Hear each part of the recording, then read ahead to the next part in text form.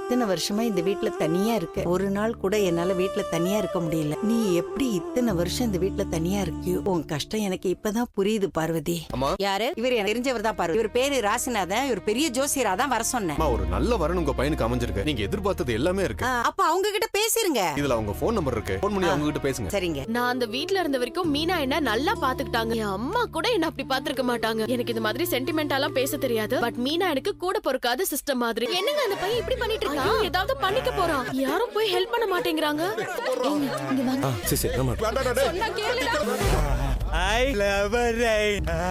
மீனா சூப்பரா பிளான் பண்ணி காப்பாத்திட்டீங்க. தம்பி ரொம்ப நன்றி தம்பி. சரியான நேரத்துல சமயோஜிதமா யோசிச்சு என் பையனை காப்பாத்திட்டீங்க தம்பி. சார் பரவாயில்ல சார், பையனுக்கு எதுவும் ஆகல. வரைக்கும் சந்தோஷம் தான் சார். உடம்புக்கு முடியாத பையனா? ஆமாப்பா, பாக்குறதுக்கு தான் பெரிய பையன் மாதிரி இருப்பான். ஆனா 5 வயசு குழந்தையோட மன வளர்ச்சி தான் இவனுக்கு இருக்கு. இது வரைக்கும் வீட்டுல ஏதாவது விளையாட்டா தான் பண்ணுவானே தவிர இந்த மாதிரி எதுவும் பண்ணது இல்ல. நல்ல வேலை கரெக்டான நேரத்துல வந்து நீங்க காப்பாத்திட்டீங்க. உங்களுக்கு நான் எப்படி நன்றி சொல்றதுன்னே தெரியல தம்பி.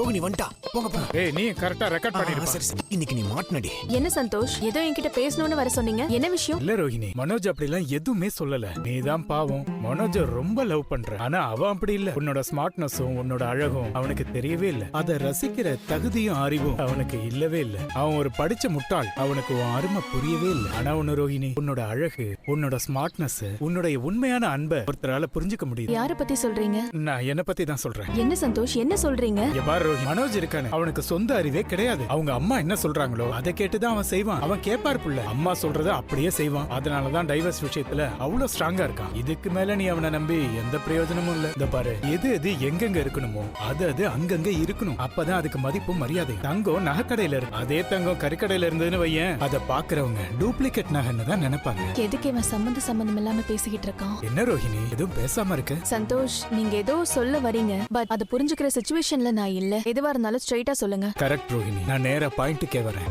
நான் உனக்கு லைஃப் ஃபுல்லா சப்போர்ட்டா இருக்கணும்னு ஆசைப்படுறேன். என்ன சொல்ல வரீங்கன்னு என்னால புரிஞ்சுக்க முடியல.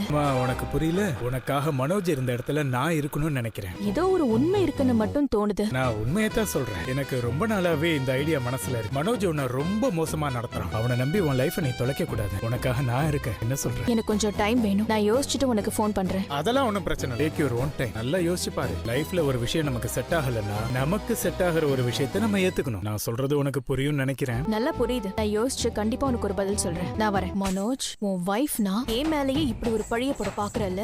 என்னடா இவ்வளவு பெரிய டிஃபன் கேரியர்? மீனை சமைச்சு கொடுத்துருக்காடா. பா நம்ம போய் சாப்பிடுவோம். டேய் எல்லாருக்கும் தான்டா சமைச்சு கொடுத்துருக்கா. பா அம்மாவை சாப்பிட கொடுப்பா. நான் தான் வீட்ல செஞ்சிருக்கேன்ல. இவ எதுக்கு கடையில இருந்தெல்லாம் வாங்கிட்டு வரணும்? மீனாதான் செஞ்சு கொடுத்து அனுப்பிச்சிருக்கா. அவ எதுக்கு செஞ்சு கொடுத்திருக்கா? மனோஜ், அவங்க வேணா சாப்பிட்டுக்கிட்டோம். உனக்கு கல்யாணம் ஆகிற வரைக்கும் அவ இந்த வீட்டு பக்கமே வரக்கூடாது. அவ செஞ்ச சாப்பாடையும் நாம சாப்பிட வேண்டாம். நாங்க அதை சாப்பிட மாட்டோம். டேய் மனோஜ், நீ வா சாப்பிடலாம்.